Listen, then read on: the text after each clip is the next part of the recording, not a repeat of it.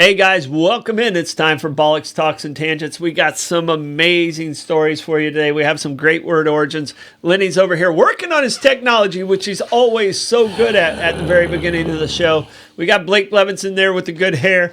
And, fun show tonight, Lenny. I think so, sort of. Lenny's trying to figure out how to share a show. I might have to take I'm just waiting for the show to show. Oh, the show to show? There's the show. But I can tell you right now, we got an amazing show. We're talking about human rights, civil rights, any kind of rights. Good peeps. What we're talking about. For you and I, the problem is our human rights are actually our human lefts. Yeah, exactly. That's what little bit we have left in us. All right, but really excited.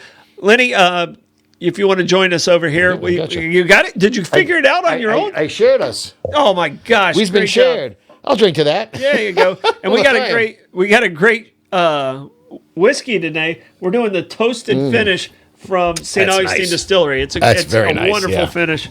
And I'm sharing my show right now, and I'm asking everybody to do it because we got to take care of our sponsors. Because they take care of us. They really do. I'm going to be the first one to comment. There you go. All right. Lenny, we got to talk about our sponsors, and we already talked a little bit about St. Augustine Distillery and this toasted finished bourbon. Let's cheers it because I haven't got my first sip in. You got yours in already. Yeah, I'm a bad man. I'm sorry. Oh, that's nice, good. right? That's a good finish. Nice. All right.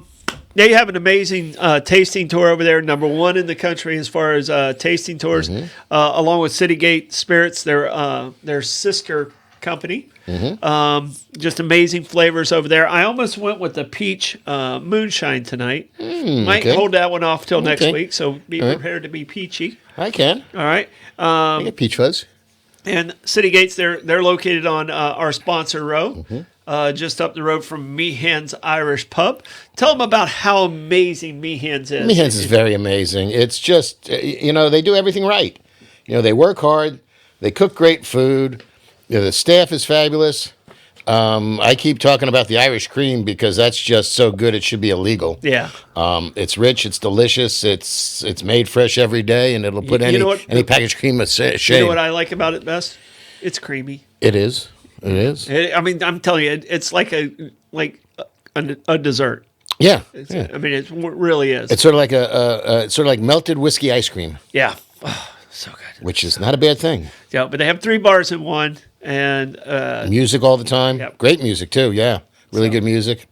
Might have to hit that this weekend for at least a dinner and a drink. There you go. I think that's a fine idea. All right. Abear Kresge and Associates starting to get those W-2s in, starting to get the 1099s in. I got one. These are the guys that you got to talk to. You got to talk to Abear Kresge and Associates. They'll save you money. Don't try and do your own taxes. If you're like me and you have a couple different things going on in your world, give them a call. They'll save you money. Yeah, you would not be doing yourself a favor to try to do, especially in this day and age, because they change the tax codes every 20 minutes. Yeah. Oh, without a doubt. And they keep you updated constantly. St. Augustine Pirate Museum. Oh, my gosh, I love these guys. They're just such community people. Everybody who works there has that same attitude, just like Meehan's. They have an attitude that comes along with it. They have Bull and Crown. They have the Colonial Oak. They have the Pirate Museum, which is amazing with over 800 artifacts. Cindy and that whole crew over there, they do just an absolute amazing job. It's a fun place, and if you go, you're gonna go through it, and you're gonna see a lot of stuff. But you got to go again to see the stuff that you didn't catch the first go round, because there's just so much stuff there that you can't see it. You can see it all, but you're not gonna be able to take it all in. Well, I can tell you right now, I have to go back because I did watch that documentary, and I got you hooked on it. Yeah, now. You're on episode 3. Yeah. So when you're done, maybe we go to the Pirate Museum together and go, hey, like that very much. Yeah. And I still recommend Black Sails, which it's a fictional version that mixes real live pirates with the fictional ones. So it's the Pirates on Netflix. The documentary is a little lusty. The Black Sails is very lusty. Yeah. Well, it was kind of that lifestyle, though, too. Oh, it was part of the debauchery of getting that money, and it was about the money and what Nassau was. Yeah. I mean, it was pretty wild stuff. It was an interesting place. Coquina, not as wild, but they could help you out. If you're looking for a new place, Coquina Coast Realty. Give me a call. I do commercial. I do residential. I can help you get through the entire process. And my phone number is 904-669-7901. 904-669-7901. Text me or call me. If I don't answer, text me. Out of town, call collect. Yeah, call collect. Call collect. You can't even do that anymore. No, I don't even think it's a thing. Right. All right. You got to talk about your guy Kaiser. Kaiser's Deli, and man. It is just a fun place to be.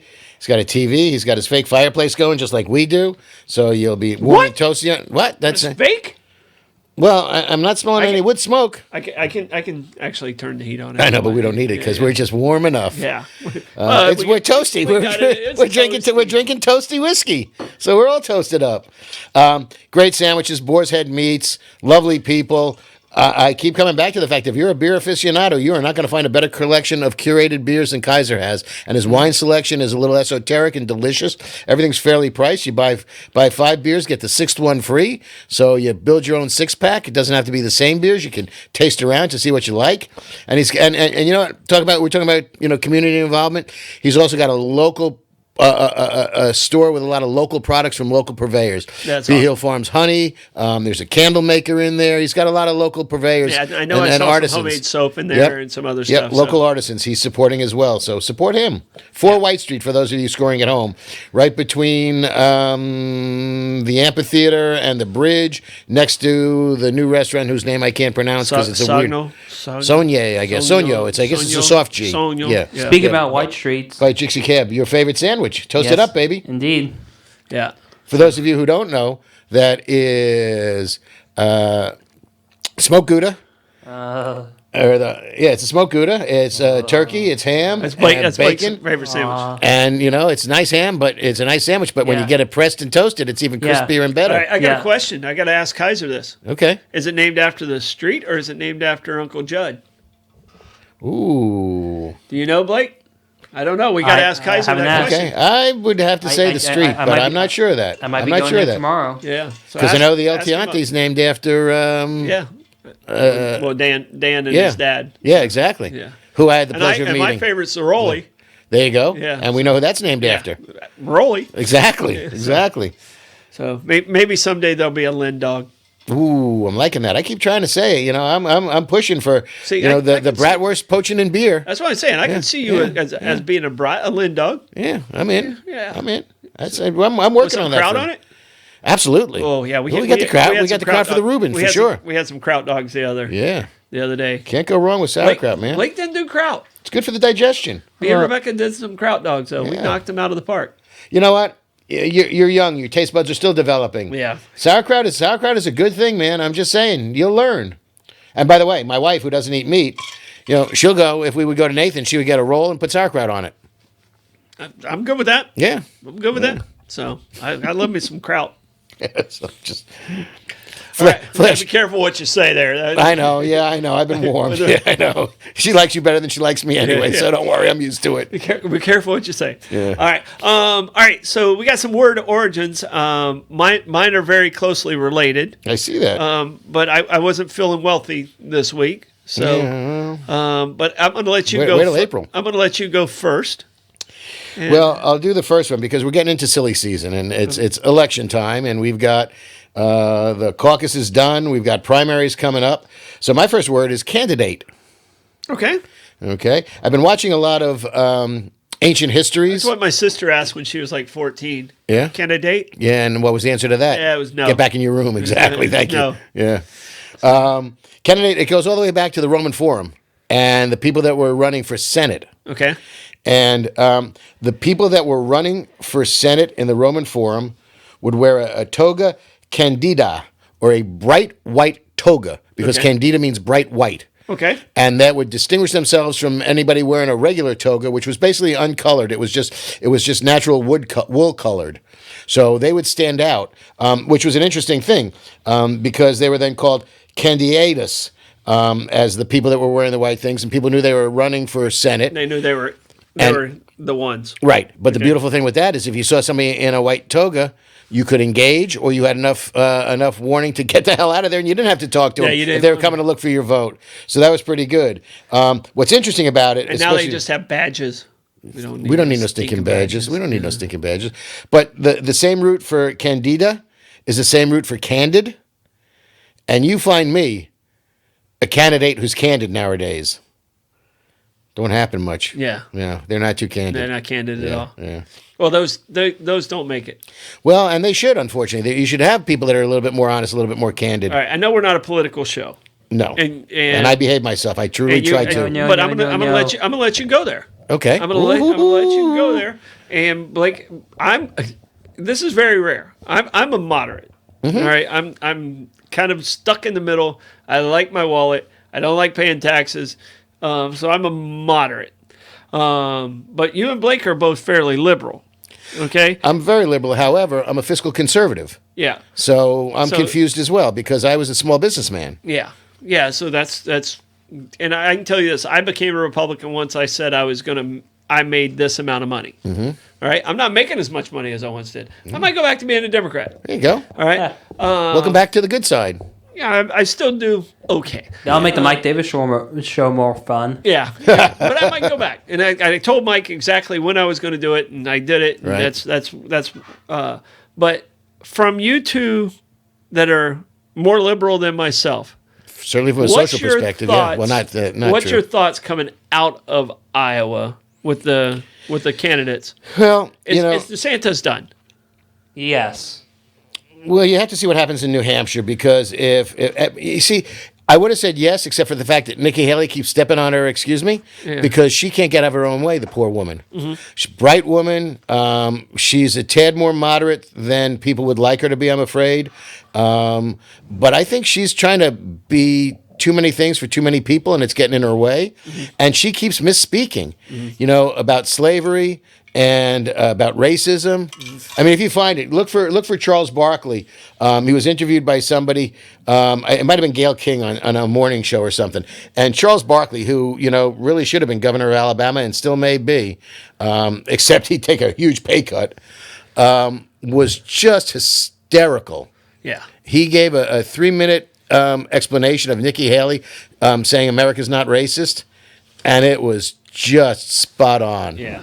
Well, I can tell you, and I love Charles Barkley, and I don't know if you've ever read his books. I haven't, but I'm a huge fan of his. You need to read his books, and they're earlier, and he's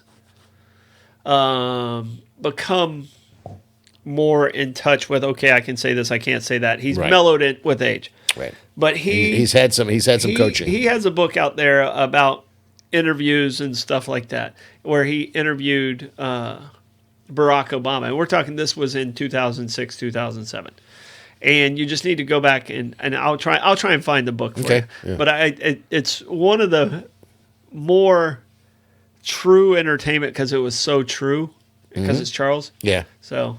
He doesn't have a lot of filters, but he's polished himself, and he's spot on a lot of the things he says. He doesn't hesitate to say this is his perspective, but he's polished himself very, very well. Well, I remember Charles at the end of his career, he made a statement joking to someone, and he just goes, "I hate white people." All right, and he was looking at his wife. Right. Who happens to be a white woman. And he was joking, but they caught it on tape and he got abused for it. Well, I could see that. He got absolutely abused for it, but it was a conversation right. that, it's inside joke between them, and he got just absolutely tore up. And he's like, this is why I shouldn't be in public. And he spent the rest of his career in front of the camera. Well, and I think he's just a beautiful, true. And I'll add to that in the fact that Charles Barkley once said one of the most astute things ever in the fact that he said, I'm a basketball player. I'm not your role model. I'm not a role model. I'm not a role model. I'm not a role model. Yeah. I'm a basketball player. You want a role model? Look to your parents. Look to somebody else. My job is to play basketball. If that makes me a role model, we got an issue. Yeah, we got a big problem. Yeah, and he was spot on about that. And you got to respect the man. But that's definitely a better quote than Republicans buy sneakers as well. But that was a true statement too. It was. But it was a true statement, and people take it wrong because his statement was, "I'm a businessman. I got to provide for my family." And I don't like Michael Jordan. Okay. I'm not a Michael For Jordan. other issues. Yeah, He can't hit the curveball, and I understand why. That's why you don't like him. He can't hit the curveball. My friend lost his job in Birmingham because of Michael Jordan. Really? He got cut. Sorry, Yeah. Ricky. I'm bringing you up. Not the Ricky Ricky Bauer. My roommate actually at the time lost his job at Birmingham because of it. Because the Ricky we know was also a minor league ball player. He was a minor league ball Yeah, player. absolutely. Also, I think he was with the Twins. But Michael Jordan was making a statement where he doesn't get into politics a whole lot because someone wanted him to take a stand on some political stuff, and he said, "I don't do that because Republicans buy shoes too," or something. His Air like that. Jordans? I got Yeah. you. See, I think Charles Barkley has a very well-developed sense of right and wrong. I really do. Says the guy who threw multiple people out of bars. What one in particular threw a glass window on Church Street. He was younger then. He's evolved. Yeah, well, and what the gentleman said to him, Right. Charles would probably do it today. Right. Yes. Just Right. so we're clear. Right. Exactly. It might have been And- warranted. Maybe not the violence aspect of it, but Charles' defense, he was helping him to the exit. He just happened to miss Misguided. the door. he just He threw him to a pane glass door, Right. or pane glass window, Right. at Church Street. I think wasn't Rosie O'Grady's. I think it was Phineas Fogg's at the time. But just you got to love the guy. It's hard gotta not love- to. you gotta love the guy. He's too big to be adorable, but he's kind of adorable. No, he's adorable. He's I adorable. know. I mean, he's one of my favorite guys. All right, back to the caucus. Okay. All right. So, Does anybody have a chance against Trump after leaving that caucus? it may be Joe Biden. It may not be. And both of these guys need to survive to get to November, in all honesty. They're not young. No, neither one of them are spring chickens. Exactly. And, unless Donald Trump went on a serious diet, how many quarter pounders can you pound? They're both mid-80s, right? Yeah. No, neither of them are over 80. No? No. How old are they? Trump is four years younger than Biden, possibly. Okay. He's late 70s, and Biden is very late 70s. I think Biden may be 79-ish, give or take. And I think Trump is Donald 75. Trump's 77. Okay, and Joe Biden is come on, pull up 81. There you go. Yeah, I was he's gonna my go with dad's 81. age. Yeah, okay, yeah. I was going to say, he's my Right. dad's age. Yeah, And my dad's way healthier looking than... right. But But there ain't no way he deserves to be president. But what's underneath Right. what's underneath the skin though? That little ticker of his pops. Right. Well, but Pops is still... my dad's had 5 heart attacks. Right. Yeah, I know, yeah. But he's still... still drives from Tennessee to here and back and stuff like that. So, Yeah. Can you imagine Joe Biden trying to drive 11 hours in a car? You know what? He can't, he's got so many physical ailments that are not, life-threatening or dangerous, between his stutter, his bad back.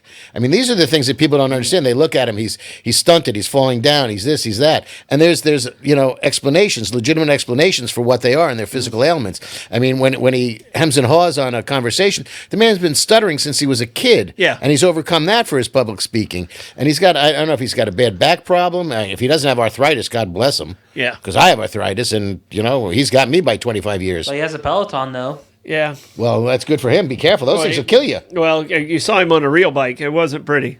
Yeah, no, he fell over and went boom. Yeah. It wasn't pretty. Yeah. But I mean, it still comes down to we have 40 million people Right. in They're the the United best too. States. Huh? Well, And they're the best too. And this, that's a this problem is what as it's well. going to come down right. to. And again, we have 340 million people, but it's not like you would like to think in this country that every person's vote counts. Every vote counts depending on what state you live in, because the Electoral College is the most archaic and asinine system of governing or elections that there is. But the thing is, and I'll push back on that a little bit. If it goes to straight population, then one state's going to dominate who's ruling the world. Where did Ronald Reagan come from? He came from California. Yeah. Where did Nelson Rockefeller came from? He came from New York. You But you can't say that the blue states were always blue. They're not. You talked about being financially responsible and that. Would you live in California with their tax? No. tax rate? I said. Do you want them making decisions for how the rest of our country's done? But that's not the case unless it's Newsom who's If it's president. population, it is. Well, but the candidate needs to be supported by them. He doesn't actually have to be from there. Yeah. So, Yeah. No, I don't. I'm not. I think our forefathers Okay. were very brilliant in the way that they came up with it. A lot of people don't realize that the popular vote didn't come into place until much later. until the sixth president, until John Quincy Adams, and it was a huge failure. Yeah. Because there was 4 people running, one of them died. One of those people got several votes at that time, threw off the whole electoral thing. Andrew Jackson actually won the popular vote for that go around, and John Quincy Adams was elected because he was a member of the House of Representatives, Right. and that's who actually put him in Right. place. Yeah. Andrew Jackson won as the 7th president. John Quincy Adams went back into the House of Representatives. But the first popular vote was an absolute failure with the popular vote, and the electoral made it happen. John Quincy Adams did some good things as president. But the Electoral College now completely eradicates the need for votes from certain states, and the states that have those swing votes, you know, they're monochromatic. So some of these states that control the elections through their electoral votes are completely monochromatic. Yeah. I mean, you've got New York and California. You'll presume they'll go blue. Yeah. But you've got other states that you know go straight red. But the population density in those states is dramatically smaller. So it's an imbalance. It's certainly an imperfect system, and everybody says democracy is the worst system out there, but it's the best one we got. As a guy who floats in the middle, as a guy who floats in the middle, the states that matter, there's about 6 of them. Florida happens to be one of them. But you know what? Those are the states that are the best balanced. You can't say that Florida is balanced now. Well, let's see what happens this year. Let's see what happens this year. It's leaning more red right now. Right.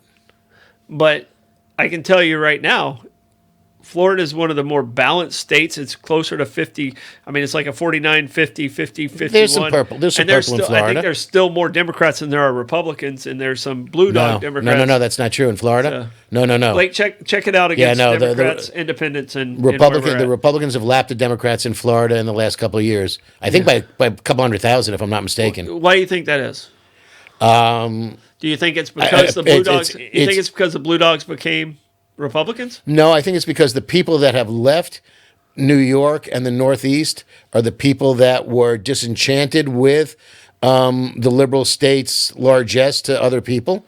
And I also think the fact that there's no state income tax here. Yeah. All right. What's the numbers? All right. So in 2017, there was 4.8 million registered Democrats to 4.5 million Republicans. Right now in 2023, it's 5.1 registered Republicans to 4.4 Democrats registered. So it's 700,000. So the Democrats left and went to be independents. Yes. No party is 3.6 registered. 3.6 million? Yeah, no, there's like, what is it? So 500,000-600,000 difference between Democrats and Republicans in Florida now? Yeah. Yeah. So that makes us pretty red. Yeah, Okay. absolutely. All right. Absolutely. Yeah. So I mean, but don't forget. But I was a Democrat who went to Republican because that's the way you have to vote in local stuff. Well, and I grew up in a city where if you weren't a Democrat, you weren't getting anything done. Yet you cross the street and go to the town of Hempstead. If you weren't a Republican, you weren't getting a job anywhere. That's the way. So that's the way it was in the 80s. If you weren't a Democrat, you couldn't vote. Around 2000, if you weren't a Republican, you can't vote. Right. So again, my point being, California was at one point in time a Republican-oriented state. In the days of Ronald Reagan. New York, in the days of Nelson Rockefeller, were Republican-oriented. But that pendulum has swung. Whether or not it will swing back one way or the other, whether Florida will swing back to Democrat. The interesting thing there, Rebecca, I think, is Rebecca makes a good point. Sorry, Lenny. Yeah, go ahead. No, Rebecca of course. makes a good point. You tell me what you think about this. She says it's because people have moved here. Yes. And they bring conservative ideals with them. Do you think that's a part of it? I do. They're looking to be here. Okay, the tax break's good. I'm tired of paying 12% on top of my 30 plus whatever percent. If you're a high earner, Florida is a great state to live in if you're a high earner. But yeah, I think the weather. I'm sorry, Blake. Excuse me 1 second. I think the weather and the taxes are the mitigating factor for people leaving the Northeast in particular. Okay. In the high tax states such as New York. And Jersey. I don't think a lot of people are going from California to New York. They're going from California to Arizona or Nevada because you can get the same tax breaks in Nevada. Yeah, exactly. yeah. But it's tough because I think what's going to be an interesting thing to see, and the registration that Blake just talked about, it's going to be interesting to see about Scott in his run for re-election for Senate. Yeah. Because he is theoretically one of the most vulnerable senators up for re-election. I think it's Debbie Why is Muscarella Powell. Why is he vulnerable? Nobody just likes the man. He's a dick. He wants to stop. He wants to sunset Social Security. He wants to sunset Medicaid. His policies are outdated. He wants to cut back on everything. And he should be in freaking jail for Medicaid fraud. I'm not arguing that point at all. He looks like Voldemort. Absolutely. So he already looks like a villain. Absolutely. It's not in his best. He should grow some hair. Every time he runs, he sends me a lot of messages. Okay. And I'll tell you this, and we've had this conversation on other shows. The governors I met, he surprisingly, when he was running for governor, I was still a Democrat. Yeah. I plead the fifth. I plead the fifth. I plead the fifth. Right. If you ever go back and watch those tapes. Yeah, yeah. But I can tell you this, after meeting the man, personable guy. Well, of course, you have to be. Glad hand anyway. Yeah. Charlie Crist, one of the nicest guys I met. No doubt about it. Yeah, but Charlie Crist is a freaking carpetbagger. Yeah. Oh, he a Republican to be an independent to be a Democrat. You know which way's the wind blowing, Charlie? And it didn't work for anybody. I'm just glad he got out of the Wonka factory and found another job.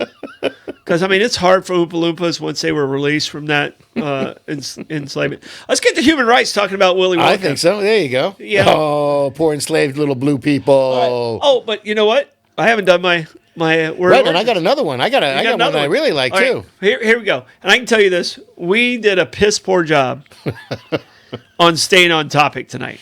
Hey. Yes, we do. But that's the charm of the show, though. Huh? That's the charm of the show. Yeah, we went on a tangent. As long as people think it's charming, I'm happy. Right. So maybe only do one of yours, then we go ahead into our topic. Well, both. I'll do both mine together because they're very similar. All right. And you're gonna like mine, but we can save it. Yeah. No. We're gonna do yours too. We're just gonna be quick about it. Yeah. All right. So piss poor. Have you met me? Piss poor is my word origin, and thank you, Rebecca sent this to me. So do you have any idea where the term piss poor came from?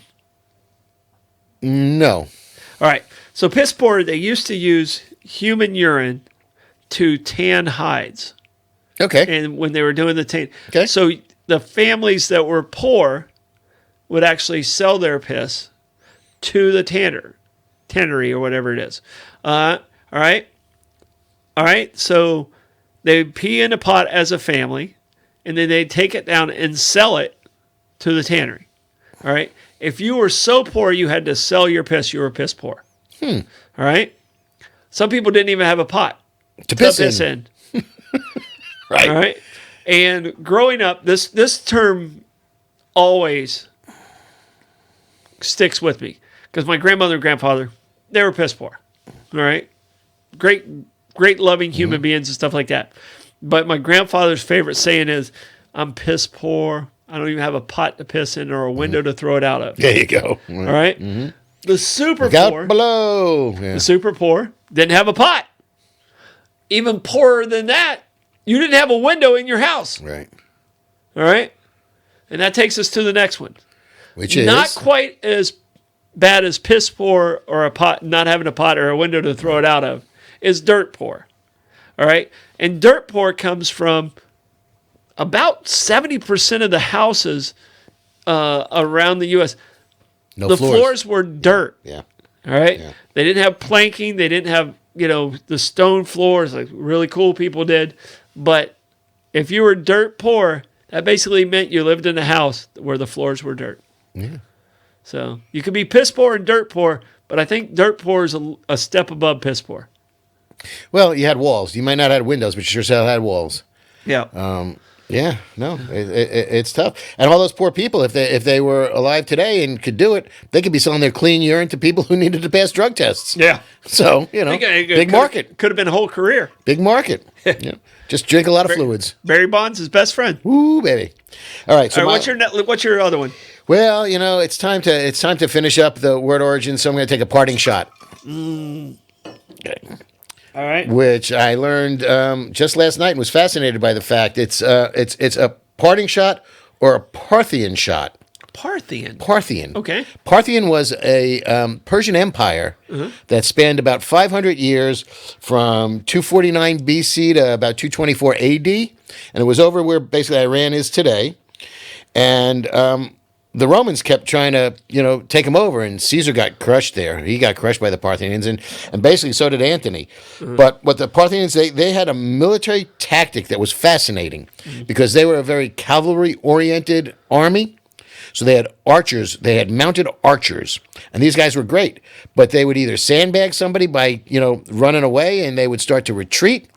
And then when, the people that they were fighting with would follow them, all of a sudden the archers would spin around on their horses and shoot backwards behind them at the followers, and they would just, decimate them. So a parting shot is a pithy, candid, or kind of nasty or snide comment at the end of a conversation or discussion on your way out the door. You throw one offhanded, barb in at the end of it.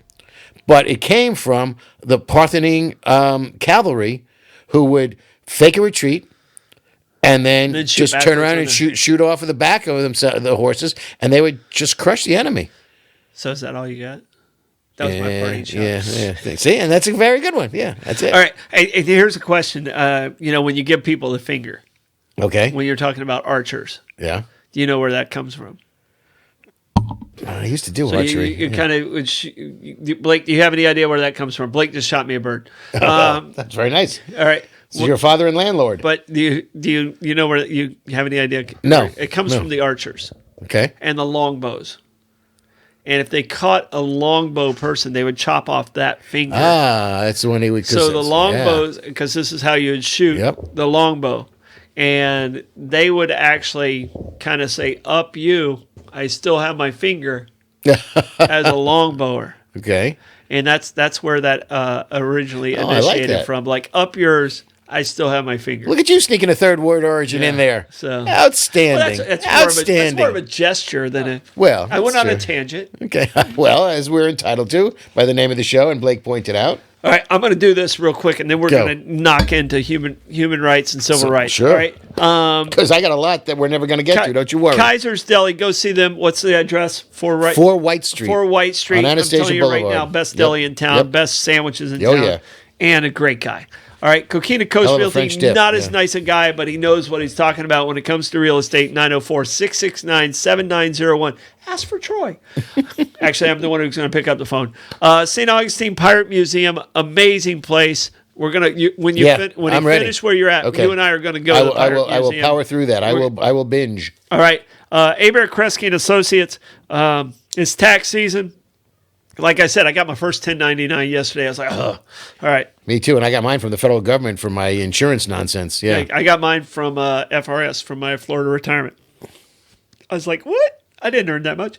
How often you do that? Like you see it and you go, where'd that money go? Yeah. Yeah. All right. Yeah. Meehan's, this is where it's at. It went to Meehan's. It was money well spent. Amazing food, amazing drinks, amazing people. Meehan's Irish Pub, 3 bars in one. Can't Try the beat Dunkin' it. Clams. Drunken Clams. Tell them Lenny sent you. If there's Dunkin' Clams there, it comes with coffee? Yes. Okay. Yes. All right. Trademark infringement. Yeah. Yeah, and they don't have the chicken bites anymore. It might be coming back, but they do have the wings back. Ooh. If they come back, those were dino. First of all, their wings are outstanding. Wings are It's a great. 2-day process. They brine the wings. It's just too great. Yep. All right. What we're drinking today, St. Augustine Distillery, City Gate Spirits. Cheers it out. And Toast for we're the drinking a toasted. Toasted Yep. finish. All right, you guys. I'm telling you right now, It's if you're a outstanding. bourbon drinker, this is. I'm gonna say it's one of my favorite ones that I had Good to know. from there. Yeah. I like the port. It's a little sweeter than this. Right. But this one's in my palate right here, and it's a toasted finished bourbon. And just a quick note on when they started and they opened the distillery in St. Augustine and then started their tours to where they are now, the number of products, the number of whiskeys they've created there, they keep expanding, they keep experimenting. It just keeps getting better and better and better. I'll tell you this. I felt like they did a really great job when they first released the bourbons. I'm not a white liquor drinker, so I don't like theirs personally, unfortunately. I'm not a white liquor drinker. But I can tell you, when they first released the bourbon, I was like, oh, gosh, it's Florida. I'm a Kentucky purist and stuff Right. like that. They crushed it, and they get better in my opinion. Yep. They've been getting better and improving. And Better with age, as we do and the bourbons do. They Right. really do an amazing job. Yeah. All right, guess what? We're going to start with civil rights. And Martin Luther King, Be my guest. it was his week. It's true. all right. It's true. So Martin Luther King, I see Martin Luther King as the civil rights. When you think of civil rights, you immediately go to Martin Luther King. All right. So the story we did was about Dr. Hailing and how his relationship went with Martin Luther King. I have such respect for that man. Yeah, and some of the things that happened here in St. Augustine, and what he did. Basically, he gave his life for civil rights. So Martin Luther King, give me one memory of. We're going to start with civil rights and who you consider besides Martin Luther King, who do you put next on the list in American civil rights? John Lewis. Okay. Wow. He started as a young man. He was Bang Zoom. Got beaten on the Selma Bridge. Yeah. So got clubbed and bloodied, and now, fortunately, he's on a U.S. postage stamp. Good for him. Yep. What a Andrew, tremendous. I kind of tie Andrew Young and John Lewis Similar, together. John Lewis together in that category. But I think, to me, outside of Martin Luther King, I'm I'm going to say this, and people are like, "Oh, it's because you love baseball." But I think Jackie Robinson did more. Okay, I can understand that because he reached so many people all at once. Well, yeah, and he was, and boy, did he suffer the slings and arrows. Branch Rickey knew exactly who he needed and who he. I mean, Larry Doby was probably Cleveland Indians, if not baby. a better player, but equal to Jackie Robinson. But Jackie Robinson was the right man for the right job, because after he was done, he still continued the civil rights fight. He died. He died young. Yes. Tragically, yeah. But his battle with diabetes and stuff like that. But after Martin Luther King, to me, the next man in our American struggle, I got to give it to Jackie Robinson. Okay. Like if there's a civil rights, let's do this. And we didn't prepare for this at all. No. All right. Civil rights, Mount Rushmore. All right. Obviously, you have Martin Luther King. Okay. Who do you, I have Jackie Robinson. I go John Lewis. John Lewis is in your second spot. I go John Lewis. Okay. I'm a big Ralph Abernathy fan personally. Okay. Yeah, big Ralph Abernathy fan. You know, it's tough, but Rachel Robinson kept Jackie's flame lit and kept going, and that's all there. That's his wife. It's tough. You could think about putting Branch Rickey up there. Stick a white guy up there and confuse the shit out of everybody. Yeah, but just baffle everybody. Yeah, absolutely. Yeah. Who else is floating around there? Andrew Young had a great career after he got pummeled in St. Augustine. Yes. I really hope people understand. Andrew Young, to me, is a guy that's kind of there, and he just continued all the way through. Yep. Like Dr. Hailing, people don't know who Dr. Hailing is. Oh, but such respect for that man. It was all specific to St. man. Augustine, and that's the movie that we did was focused mostly on Dr. Hailing, but people didn't even know his name. But as small as St. Augustine is compared to Memphis, the bus boycott and the garbage strike, and Rosa Parks, I guess people would put Rosa Parks up there. But I think you got to have Rosa up there. Yeah. But there's a lot of stuff coming out about her that was was she?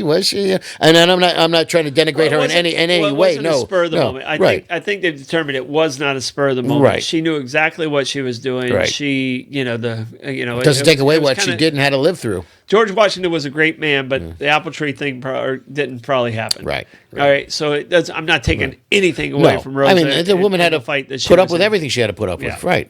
And who was it? It was who is it? Tom Illich, the guy from Little Caesars and the Detroit Tigers, paid that woman's rent for the rest of her life. Yeah. So that was pretty impressive in Detroit, I think. Yeah. So I see a Malcolm X down there. Interesting, yeah. I mean, those are all great. Who was the one after that? Ben Crumb. Okay. Yeah. Okay. Crump. Good, as long as nobody's putting Al Sharpton in there, because talk about reinventing yourself from fraud to. Yeah, I'm sorry. And he's just. And I can tell you this. I love his diet plan. That's all I got to say. Well, I think it was in '84 or '88 when Jesse Jackson gave a speech at the Democratic. I was like, man, this guy's.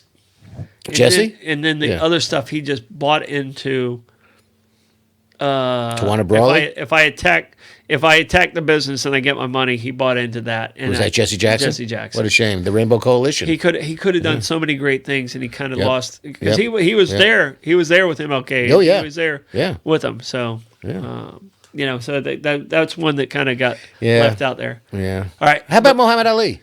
Muhammad Ali's also. What about Muhammad Ali? If I did a sports activist or guys that influence the world, Muhammad Ali's definitely on that. By far. Jackie Robinson and him are 1 and 2. Yep. So Yep. maybe a Jim Brown, maybe Also a favorite. Maybe even a Kareem. Jim Brown. So, Manhasset. Yeah. North Shore, Long Island. Yeah. So Syracuse University. What an athlete. Lacrosse, baby. Yeah. Well, he played lacrosse. He could have probably played another 3 or 4 years in his career. He stopped at he had just won the rushing title, and Paul Brown tried to fine him because he didn't make it back from the set of the Dirty Dozen. Dirty Dozen. Dozen. It ran over, and he started fining him. And Jim Brown's like, "Well, I'm not paying if you make me pay the fines. I'm not playing." Right. And he retired. And then went and made 100 rifles with Raquel Welch. Yeah. How many? Blake, you might know this. You're a good sports guy. Since Jim Brown retired, how many championships have the Cleveland Browns won? Zero. How many is that, Blake? I couldn't. Zero. Zero. They are one of the 4 current NFL teams that have never been to the Super Bowl. Yeah. And for those of you who are watching, this may be a trivia question at some point in time. Detroit, Cleveland, Jacksonville, and Houston. Yep. Houston and Detroit have a shot. Yep. W.E.B. Du Bois, also a great one, Melissa. Ran from president from the prison. Yeah. So Yeah, just absolutely. Some great ones. What about Shirley Chisholm?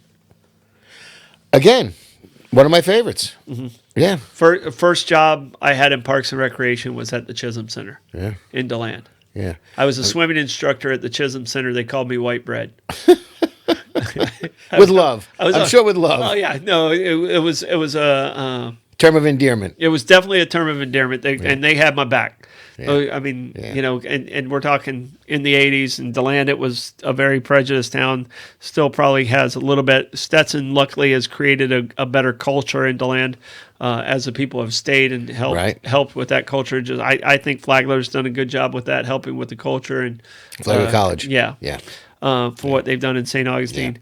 But I love my time.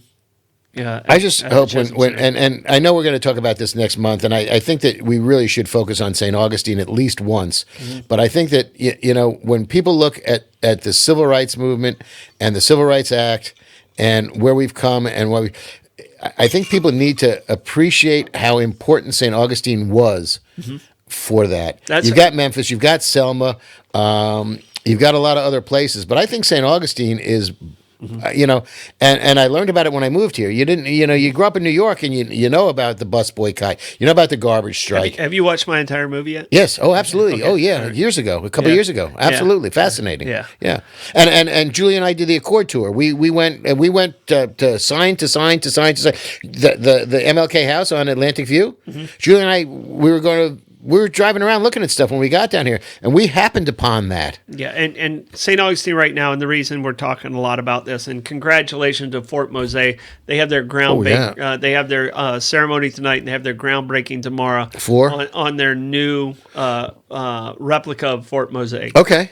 So it's super exciting. The funding's there from the state. Great job. Love him or hate him, but DeSantis does cross over in a lot of different ways in providing funding. He's trying to win back friends. For stuff like that. But you know what? Thank you for that portion of it. We'll take the money. And congratulations, Thomas Jackson, one of my very closest friends. Had so much to do with that. Good. Really, he's president of the St. Augustine Historic Society, and just does an amazing job. We worked together for 20 years in Parks and Rec. Just congratulations. TJ, for what you've been able to pull off with Fort Mose, And I love the fact that they do an annual jazz festival now. This is the second year, I think. Yeah, I'm probably going to see Common. Okay. By the way, on February 8th, you and Blake got to figure out how you're going to handle Bollox. February 8th, I'm here. Yeah. Okay. Yeah, so you and Blake got, because I'm going to Common for Fort Mose to do that. And Kev Mo, man, guy's brilliant. I'm going to Winton Marsalis? Yeah, also. sure. I think I'm going to that one too. I mean, the people that they're bringing. I feel bad that I didn't go see Gladys Knight last year. Yeah. I mean, you miss out on some of this stuff. And well, I didn't know because I heard it through the grapevine. Marvin Gaye and Smokey Robinson are not playing. Oh, they're not. Oh, No. okay. Oh. No. Try to slip it past me. I'm a little bit. I may forget shit, but I'm a little bit faster than you think, my friend. Trust me. All right. But we got to move on to some other people. And who you got? Who do you have some movements? I have people. I got a bunch of stuff here. I did the ERA, which it still boggles my imagination that the Equal Rights Amendment hasn't passed because of Phyllis Schlafly in particular. That's just bizarre. And then I have the Stonewall. The Stonewall Inn and the Stonewall riots. It's just fascinating because the backstory of the Stonewall riots, for those of you who may not know, the Stonewall Inn was a gay and lesbian bar on Christopher Street in Manhattan in Greenwich Village, which, for 4 years I lived around the corner from. And in 1969, it was an unlicensed bar and the cops went in there and they raided the place. And it did not go well. It did not go well. The cops went in there, they raided the place. And the interesting thing, and this is what's funnier than shit, it was the gay bars and restaurants in New York, a lot of them were owned by the mafia, the mob. Yeah. And they did it because they were unlicensed, so they could make a lot of money on it. And on the other hand, they could go in there and see who of any prominence was in there being gay, and they could blackmail the shit out of them. So they would do that. So it was pretty interesting. But on June 28th, 1969, the cops went in there, they raided the place, and the only people they started taking out were people cross-dressing because you could be arrested for wearing non-gender appropriate clothing because you were masquerading, believe it or not. So lesbians or women that were dressed in men's apparel got arrested. Men that were, I don't think there were a lot of cross-dressing men there, but there were a lot of transvestites there at the time. And I'm laughing at I'm laughing at myself at this because all I'm thinking of is frickin' J. Edgar Hoover running around in his dress with Clyde Tollison. You want to talk about hypocrisy in America today? J. Edgar Hoover, director of the FBI, wore a dress at home with Clyde Tollison. Yeah. You don't get more gayer than that, J. Edgar. Yeah. Oh, well, he And by the way, nothing wrong with it. Love who you love. Please love who you love. What's the Seinfeld? Not that there's anything wrong with that, but Right. I can tell you this, and I'm glad you went there because 64 is the Civil Rights Act. Right. It wasn't until 67, 68 when blacks and whites could marry each other. And that's bizarre in its own Right. right. Yeah. But it wasn't until 2015, Okay. 2016 when gay men and women could marry each other. What year did that come into place, that Blake? was It took us that long. Oberfeld, yeah. It took us that long. Blake, find out what year. I think it was 14, 15, somewhere around there. The Supreme Court case. Yeah, I think it was 2015. 2015. Right, that was Oberfeld. I believe we were on uncommon ground. I believe the day that the decision came out, it was just me and you doing Mike Davis show. We did the show. Yeah. We did the show. Well, it was on common ground. Mike wasn't there. He didn't want anything to do with it. No. Well, he actually called in. He called in. Okay. He called in, and it Love was, who you it was, love. It was one love of who you It love. was one of the battles where it became super political and stuff like that. And I think we've come so, just in my lifetime, of the acceptance of the gay society. Yes. But we're nowhere near where we need to be. No, because right now we the kind entire of progressed at a very, and this would have been a great topic to have Davey in here with us because he lived it. Yeah, I'm sure. He lived through. He's very tall, by the way. He's a tall. He's just very tall. He lowers his seat. If I sit in his seat, He's I a have to handsome raise man. my- He's a tall man. He's Yeah. a freaking force of nature. But he's very tall. and we love him to death, and everybody should because Absolutely. he's got that right heart. But I can tell Yes. you, Yes. he lived through some pains that just make me go, I'm sorry you had to deal with that. Well, And as a yeah. the white privilege stuff gets thrown around Sure. a lot and stuff like Sure. that. It has probably more to do with socioeconomic stuff, but but as a person who has, I'm a white guy who has a little bit of money in the bank. I do have more forgiveness in certain situations, and that's not right.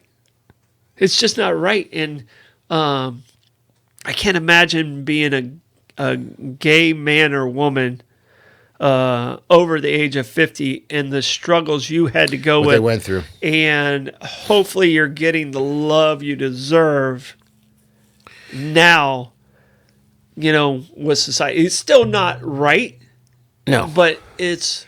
Well, I think I'm sorry to cut you off, but I think that, gay and lesbian acceptance is a lot more broad range now than it is, but the argument has shifted to transgender and transsexual, and it becomes they're making it a medical issue as opposed to an emotional issue, and you can't divorce the two. I'm sorry, and this is a personal issue for me, not because I'm gay by any stretch of the imagination. I love me women, and my wife in particular. She's my favorite woman in the entire world, And it better stay that way. it certainly does, because if not, she'll smack me with my frying pan when I get home. Holy cow! But good. But yeah, she knows the one. No, she got a cast iron one of her own. So if I'm getting hit by her, it's going to hurt. But one of my first jobs at a restaurant school, and being in the restaurant industry, you meet all sorts of people, and there's a lot of gay and lesbians in the restaurant industry, as in any industry that people may not be surprised, may be surprised about. But one of the first restaurants I worked in was a place called Nightwing in Greenwich Village, in the West Village, on the end of Greenwich Avenue, and it was a gay bar and restaurant, and there were two straight people in the place. It was me and the dishwasher, who was Jean, who was a Haitian kid. And this was right at the outset of the AIDS epidemic, and I was I can't imagine living in that time. It was as a gay man. fascinating, and the only other population that was at risk was the Haitian population. It started with gays and Haitians, strangely enough. And I'm working there, and I had dear friends who I lost to AIDS from working in that restaurant. Yeah. Arianos, I a can couple tell you of them. There's a very sad book that's written by Elton John, going through that time, and he was going through his drug time and being a gay man and the struggles. And here's a guy who was one of the most popular men in the world, who's struggling with suicide, struggling with depression, and struggling with, and I can't imagine having to deal with what a gay man had to deal with in the 1980s. Yeah. Yeah, and people that don't live in the 80s don't really understand the pain, but it's the same. It's no different than a black man in the South in 1925. 1955. Yeah. And I was in the middle of it, living in the West Village at the time. It sounds, it's a trite trope to say, some of my best friends are gay. Yeah. Sadly, some of my best friends who were gay have passed away, unfortunately, because of AIDS. But it's just mind-boggling that it's so difficult for people to be disrespected for who they choose to love. Yeah. If anybody can tell me that you can control love, I ain't buying it for a second. Yeah. You see somebody, there's a spark, you fall in love. If it's a man, if it's a woman, knock your socks off. Be happy. Because again, some of the things that I have here that I know we're not going to get to, but the basic premise is pursuit of happiness. Mm-hmm. And there should not be a qualification of who you can be happy with. Yeah. No, absolutely should not. Absolutely should not. And here's the thing. We talk about the Roman Empire a lot. All right. I think we talked about them last week and stuff like that. That was not a thing. No. It was kind of commonplace. It was kind of it kind of flowed back. They were gender fluid. They were gender fluid. They flowed back and forth. Yeah. And it's kind of like, okay, did they have that over us? And and neither one of us are real religious. We're not religious based. Not in the least. We're not religious. I'm cognizant, but I'm not participant. No, but we're not religious based decision makers. Right. Correct. Absolutely correct. And when society, I think, became more religious based decision makers, and people were different than their religion that they were making their decisions from, All right, you're following me with this? I am. Has created a further separation. Religion has now, and yeah, let me finish because go. because I think I'll finally pull it full circle. Religion has now become further away, and people aren't as religious as they were in the 1950s, 1960s. Okay, there's Okay. a certain. Just look at the raw numbers, as far as Right. there's Yes. more people Yes. identify as agnostic, non-religious, or atheist than there was, and it's a significant amount of numbers. Blake, if you can pull that stat up, I'd really appreciate the But- difference between what 1960 Oh, sure. Christianity looks like in America percentage to what it does in 2020. But the intrigue with that is there may be less people percentage-wise or numerically that are religious, but those people that are religious are dramatically more dogmatic now. But I'm fascinated by the fact that we talk about Judeo-Christian religions. We talk about, even including Muslim religions. Yeah. You know what? You're discounting some of the largest populations in the world between India and Asia. What about the Hindus? What about the Sikhs? What about the what about any of the Buddhists? And I laugh when people talk about Judeo-Christian religions. Okay, fine. So the eastern part of the world doesn't exist. Asia doesn't exist. It's just All right. ridiculous. Yeah, and it's kind of weird because you're kind of attached to the religion you're geographically born in a lot of ways. Apparently. Blake's got some stats for us. All right. So I can't go back to the 60s. The earliest that Pew Research has is 1972. Okay. It says it says the people that they surveyed was 90% 90% identifying themselves as some form of Christianity, 5% religious unaffiliated, and 5% other religion. In 2020, it was 63% Christian, 29% religiously unaffiliated, and 7% other religion. Okay, Blake. Just to illustrate my point, what population were they asking? It had to be Because US. they weren't going to Japan or China or India. It had to be U.S. It was- Right, yes, right. It had yes. to be U.S. Which is so egocentric for the United States. Yes. So But that's kind of the way we look at things too. We look at and we associate with things that are like us, and that's we attach to those things. Okay, I can And understand that, but that's a but it's short-sighted on a global perspective. I 100% agree with you on that.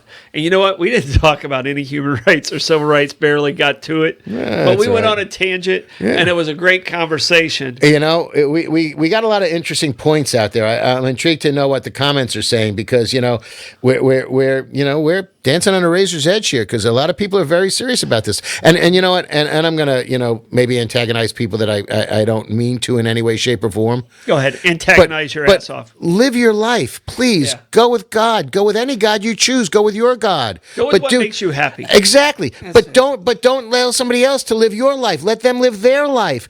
I'm not asking anybody to uphold my tenets and beliefs. Why are you asking me to uphold your tenets and beliefs? Why can't we sit in the same restaurant at different tables together and enjoy each other's company? Well, and one of the ones that I wanted to get to and we didn't get to was Mandela and apartheid, and where a gentleman I call my brother. We grew up together. We played ball together our entire life. I named my Ty's middle name is named after this person. Happens to be a black guy. In South Africa in the 1980s, we wouldn't have been able to sit at a restaurant together. Correct. It was against the law to sit at a restaurant. That's the 1980s. Yeah. I was an adult Yeah. in the 1980s. It was not that long ago. No. So, Blake, thank you. Great job. Appreciate you hitting those stats for us. You got anything as we do our parting shots, sir? just be nice to each other. Be nice. Be kind. Thank you very much. Where's Beautiful Ellen when you words. need her? Right. What happened to Ellen DeGeneres? Be kind. We're gonna- We can pick up the mantle. Well, probably a bad example. All right, fine. Oh yeah, right. Probably a Ellen bad was example. gonna- Well, right, because We're we're ended not up- beating our staff. We're not beating Blake. We're ended on a good note. You took us there. Damn it, Lenny. Be kind to one another. Yeah. Blake, say it Or else. Say it one more time. Lenny's not going to step on it. With Ellen. She bribed her audiences. Come on. Yep. So Too many gifts like during Christmas giveaway. Oh my thank you, goodness! thank you guys so much for tuning in. Hopefully you enjoyed that conversation. It was a great conversation. I loved it. Hopefully, Lenny, you enjoyed it. Always. This Always. is Bollox Talks and Tangents. Hit that share button. Support our sponsors. They're wonderful people, and we'll see you next week, 6:34.